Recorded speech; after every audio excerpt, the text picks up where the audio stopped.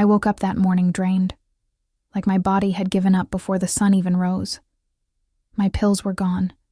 My husband wouldn't meet my eyes, and I could still hear his mother whispering that I was lying. I tried to tell myself it was a mistake, until I realized what had really happened.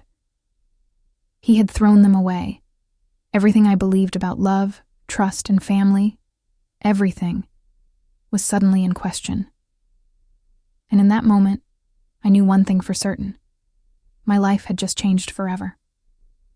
Hi, I'm Mara, and before I begin, don't forget to like and subscribe for more stories from my life. Now, let's get into it. That morning, I woke up feeling the kind of exhaustion that even sunlight couldn't fix. The blinds were half closed, letting in just thin stripes of pale light that cut across the kitchen table like faded ribbons. The house was still, too quiet, the kind of quiet that makes you hear your own thoughts louder than you'd like. I sat at the table with a steaming mug of coffee, staring at my row of pill bottles beside it. Each one was like a tiny promise that maybe today would be a little easier than yesterday. My health has always been a tug-of-war between what I feel and what people believe. "Ethan," I called, my voice carrying through the narrow hallway. "Have you seen my new prescription bottle?" From somewhere near the bedroom came his answer, rushed and worried. "I haven't touched it, Mara. Maybe check in the bathroom again." I sighed and started my search. It wasn't the first time I had to go hunting for something important. The bathroom cabinet, the nightstand, even under the couch, all familiar hiding spots, especially when his mother came over. I didn't find the bottle, but I did find my patience running out. As I walked back into the living room, a thought hit me like a weight I'd been trying not to carry. "Your mom called last night, didn't she?" I asked, my tone sharper than I intended. Ethan froze for a moment before answering, rubbing the back of his neck. "Yeah, she did. She's just worried about us. About how much you depend on those meds." "Worried?" I laughed dryly. "Or does she still think I'm pretending to be sick?" He frowned, not meeting my eyes. "Mara, she's just old-fashioned from a different time. She thinks differently, but she means well." "Means well?" I repeated bitterly. "Does she love us, Ethan? Or does she just love controlling us?" He tried to step closer to comfort me, but the look on my face must have stopped him. His voice faltered. She just suggested something." "Suggested what?" My stomach turned as he hesitated. "That maybe you could try a few weeks without the meds," he said finally, his voice low. "To show her you're really sick." The room spun for a moment, and I gripped the back of the sofa to steady myself. "And what did you tell her?" He sighed. "That she's wrong. But Mara, she really believes." "She's not a doctor, Ethan. And you didn't defend me, did you?" "I did," he said quickly. "I always do. It's just hard." "Hard for who?" I asked quietly. "For you, or for me?" He didn't answer. The silence between us stretched thin like glass about to crack. I looked down at my pill organizer, the neat little boxes that kept my life from spinning out of control, and felt tears sting my eyes. Ethan's voice softened. "I'm sorry, Mara. I'll talk to her again. I'll fix this." But his promise hung in the air like smoke, visible, but gone before it could mean anything. When he left for work, I sat alone, staring at the table through blurred vision. I knew this wasn't just about pills anymore. This was about trust and how easily it breaks. That night, I found the empty spot where my pills used to be. My chest tightened. "You didn't," I whispered, more to myself than to him. "Please tell me you didn't just throw them away." Ethan looked terrified. "I had to, Mara. Mom was so sure. She said if nothing changed, it would prove she was wrong. And you agreed to gamble with my health." My voice shook with disbelief. "To prove a point to your mother?" He reached out, but I stepped back. Wanted peace, Mara, he pleaded. For all of us.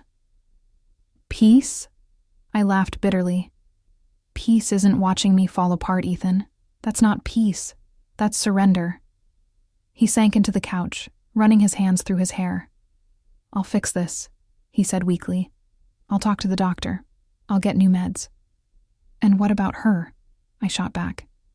When are you going to stop letting her run our lives like we're her puppets? He didn't answer. The next day, while he was at work, I made a decision. If no one was going to believe me, I'd make them hear the truth themselves. I found our old tape recorder buried in a drawer, dusty, but working. It felt sneaky, even wrong, but I didn't care. I slipped it into the lining of my purse. That evening, Dorothy arrived for dinner, all smiles and false sweetness. Feeling better today, dear? She asked, her voice dripping with fake concern. I'm fine, I said, sitting across from her. It's strange, isn't it? How some illnesses don't have faces. You can't always see what someone's fighting. Oh, I can imagine, she said smoothly. It's just that so many people these days exaggerate things for attention. Not that you would, of course. Her words were sugar-coated poison, and I could almost hear the tape recorder hum quietly in my purse as it captured every one of them. It really does make you wonder, I said softly, who you can trust. She smiled. Trust is everything, Mara. Ethan trusts me. He knows I only want what's best for both of you. Right, I said, my tone even. Because what you think is best, that's what matters most, isn't it? Her laugh was light and cruel. I'm his mother. Who could know him better? Dinner dragged on, every bite of food flavored with tension. Dorothy picked at her salad, tossing comments like knives. All these medications, she said sweetly. Don't you think it's a bit mental, dear? A crutch. Sometimes, I replied calmly. What people call mental is just misunderstood. She smiled thinly. Misunderstandings are common in families, but we're family now, aren't we? We can be honest. Honesty goes both ways, I said. It's not a one-way street. Her smirk widened. Ethan told me he helped you cleanse from those pesky pills. It's for the best. You'll see. Everyone will see soon enough that you've been fine without them. Her grin was sharp as glass. I forced a smile. And if I'm not fine, then I'll admit I was wrong, she said, confidence gleaming in her eyes. But we both know that won't happen, dear. The next morning, my body proved her wrong. The pain hit fast. My chest tightened. My vision blurred. My legs gave out. I collapsed, gasping as the world dimmed around me. Ethan found me minutes later, panic twisting his features. He called for an ambulance, his voice shaking, his mother's theories shattering in the face of reality. In the hospital, surrounded by the soft beeping of machines and the smell of antiseptic, I lay there, pale, exhausted, but alive. The tape recorder was safe in my purse, my one piece of proof. Ethan sat beside me, eyes red. I can't believe this happened, Mara, he said harsely. I should have never listened to her.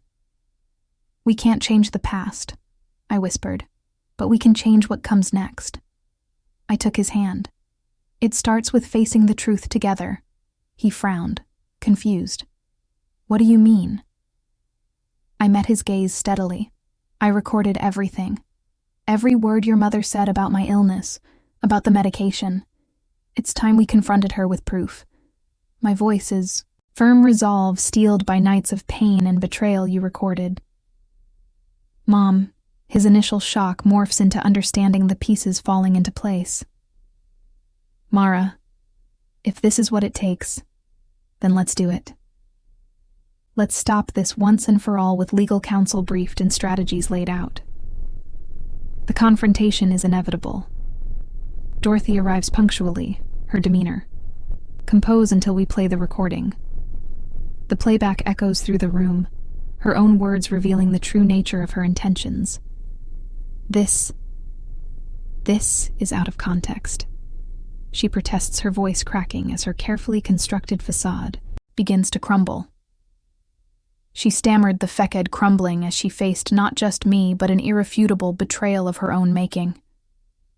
There's no context that justifies what you've done, Dorothy. I trusted you, rusted you, and you endangered my life for what, to prove a point.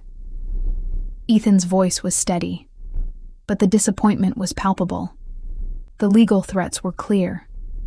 Her actions were not just morally reprehensible, but criminally liable. As Dorothy realized the gravity of the situation, her bluster deflated, replaced by a rare, reluctant silence sitting there in that charged atmosphere of reckoning. The path forward became clearer than it had ever been. This battle, born from whispered conspiracies and cruel intentions, would end with the truth laid bare. Injustice, though delayed, ready to be served. This is it, Ethan Toad. We set things right, I said firmly, as we sat across from Dorothy in Thesmal's stark conference room of our lawyer's office. The air was tense, charged with the impending confrontation. Dorothy sat rigidly, her usual demeanor of control slipping as she glanced between Athon and me, a flicker of unease in her eyes. I'd understand why we're here like this, Ethan. Darling, what is this all about? She asked, her voice trembling slightly. Ethan's response was measured, but I could hear the tremble in his voice. Mom, it's about what you've done. Ma, play the recording. I nodded, pressing the play button on the recorder. Dorothy's voice filled the room, stark against the backdrop of her current vulnerable state. I told Ethan to get rid of those pills. Her voice echoed, condemning her as the reality of her words said, saddled in Dorothy's face. Pauled, her eyes darting to Ethan, searching for some sign of support. But there was none. Ethan, I was just worried. I didn't mean you didn't mean what Mom to hurt me, to nearly kill my wife. Ethan's voice rose, a crescendo of pain and betrayal. How could you? How could you play with Mara's life like that? Dorothy stammered, her composure cracking. I thought it was for the best. I didn't believe she was really sick. I thought she was lying, taking you away from me by risking her life. No, Mom, that's not concern. That's control. And it's wrong. Ethan's declaration was a barrier she couldn't cross. Miss Paddler, lawyer, interjected, her tone professional but stern. Mrs., is Dorothy Weave enough here for a serious legal case? Emotional abuse, endangerment, manipulation. What do you have to say for yourself? Dorothy's voice was barely a whisper, her usual UL fire reduced to embers. I am sorry, I was wrong. Can we fix this? Sorry. Doesn't change what you did.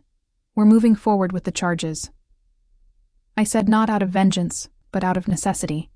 The KN4 accountability was crystal clear. The legal discussions that followed were a blur, with terms like settlement and restraining orders tossed around. Droy agreed to a settlement, the term strict and non-negotiable. She was to pay for all medical expenses and damage of financial acknowledgement of her physical and emotional trespasses as well. The office, Ethan took my hand, his grip tight.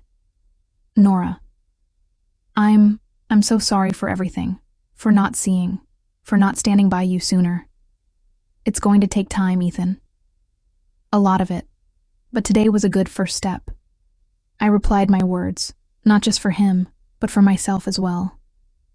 A reminder of the path forward, I know, and I'm here for all of it. We'll rebuild together. Ethan's promise rang with a sincerity that had been missing before. The weight of his mother's influence finally lifted in the days that followed. My health began to stabilize my body, no longer a battleground for familial warfare, but a testament to resilience. It started attending therapy, both individual and couples, with a thon each session, a brick in the foundation we were rebuilding. Life settled into a new rhythm, one where my voice was heard and my health prioritized Ethan, and I grew closer the scars of the P.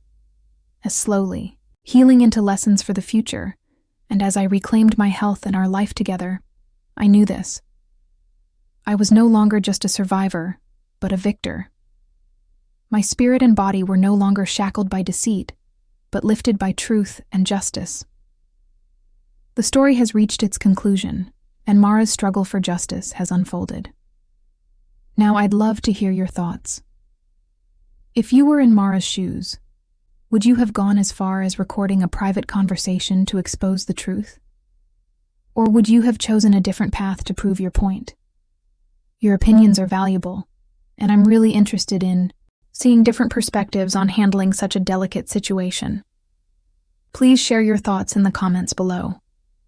And if you think you know what happens next, think again. Stay until the end to see how far I had to go to protect my life and the truth.